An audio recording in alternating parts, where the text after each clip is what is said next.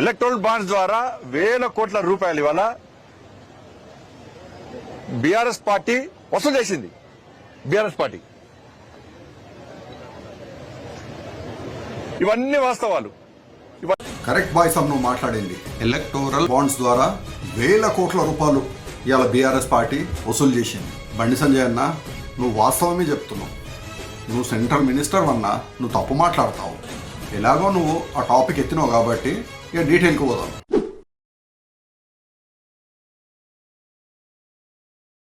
BRS electoral bond ద్వారా వసూలు చేసిన పార్టీలల్లా దేశంలో 4వ స్థానంలో ఉంది. వాళ్ళు ఎంత వసూలు చేసిండ్రంటే 1191 crores ప్లస్ 3వ స్థానంలో ఉన్న కాంగ్రెస్ని కూడా కడిగి పాడేయన్న. వాళ్ళు ఎంత వసూలు చేసిండ్రంటే 1351 crores ప్లస్. ఇక 2వ స్థానంకి వచ్చేసి ఆల్ ఇండియా తృణమూల్ కాంగ్రెస్ని కూడా ఇంకా గట్టిగా అరుసుకో అన్న. వాళ్ళు ఎంత వసూలు చేసింది తెలుసా అన్న? 1529 crores ప్లస్.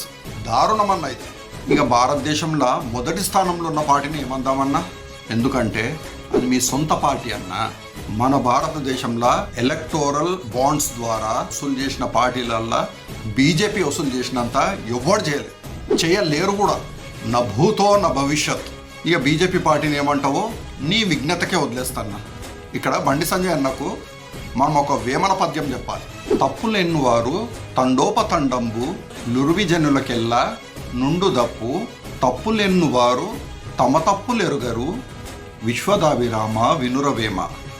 వీళ్ళు వాళ్ళని తిడతారు, వాళ్ళు వీళ్ళని తిడతారు, కానీ అన్ని రాజకీయ పార్టీలు ఒకటే.